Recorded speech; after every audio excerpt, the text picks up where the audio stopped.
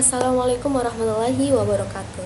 Perkenalkan, nama saya Sylvia Sekarkinanti. Saya dari Prodi Tasawuf dan Psikoterapi di Fakultas Usuluddin dan Filsafat dan Universitas Islam Negeri Sunan Ampel, Surabaya. Pada kali ini kita akan membahas mengenai masalah-masalah yang ada di masyarakat, yang mana biasanya disebut dengan patologi sosial.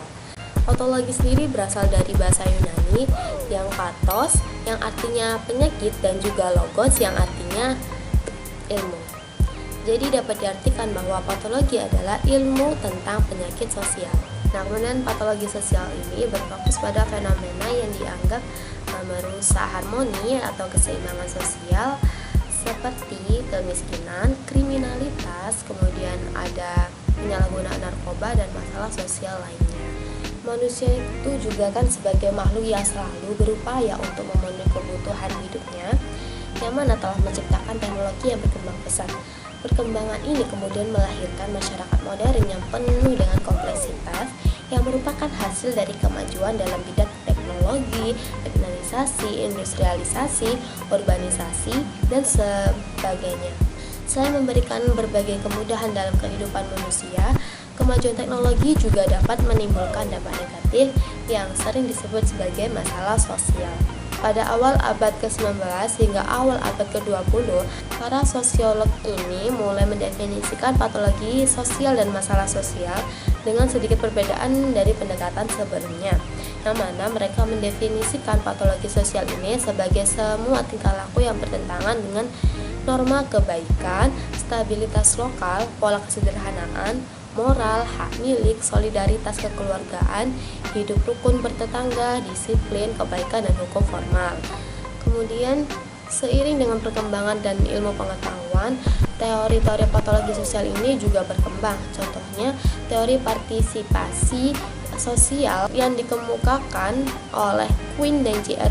Gardner yang berpendapat bahwa keanggotaan dan peranan dalam kelompok sosial serta aktivitas-aktivitas yang bersifat kultural dapat dijadikan indikator masalah sosial. Konsep sosiopatik yang merujuk kepada perilaku yang menyimpang dari aturan-aturan dan tata tertib juga berkembang. Perilaku sosiopatik ini dapat dibagi menjadi 4 ciri karakter, yaitu antisosial, pribadi yang sulit diduga, pandai bersandiwara, dan juga egois. Nah, kemudian di sini tuh ada juga konsep dasar patologi sosial. Yang pertama ada faktor keluarga, yang mana keluarga adalah cermin utama bagi seorang anak, dan faktor keluarga yang mempengaruhi perkembangan anak meliputi cara orang tua mendidik, perhatian yang diberikan, interaksi antara anak dan orang tua, kondisi ekonomi keluarga yang juga sangat berpengaruh, serta tingkat kepedulian orang tua terhadap anak. Orang tua itu memiliki peran penting dalam memastikan anaknya itu tumbuh dengan baik dan juga tidak terlibat dalam masalah sosial. Maka dari itu, orang tua sangat dianjurkan untuk mendidik anak-anak mereka dengan baik dan memberikan perhatian penuh. Kemudian yang kedua ada faktor lingkungan. Faktor lingkungan itu faktor kedua yang mempengaruhi munculnya masalah sosial. Misalnya, seseorang yang tinggal di lingkungan yang buruk, maka seperti di sekitar orang-orang yang suka mabuk, berjudi, dan juga berkelahi, kemungkinan besar akan ikut terjerumus dalam perilaku negatif tersebut. Yang ketiga ada faktor pendidikan. Nah, faktor pendidikan ini juga modal utama yang sangat penting bagi seseorang untuk menjalani kehidupan dengan baik, baik itu pendidikan formal yang ada di sekolah maupun pendidikan non-formal yang di keluarga, lingkungan masyarakat, dan juga pergaulan. Oleh pendidikan itu, seseorang itu dapat memahami apa yang baik dan buruk, serta mengetahui apa yang harus dilakukan dan apa yang harus dihindari.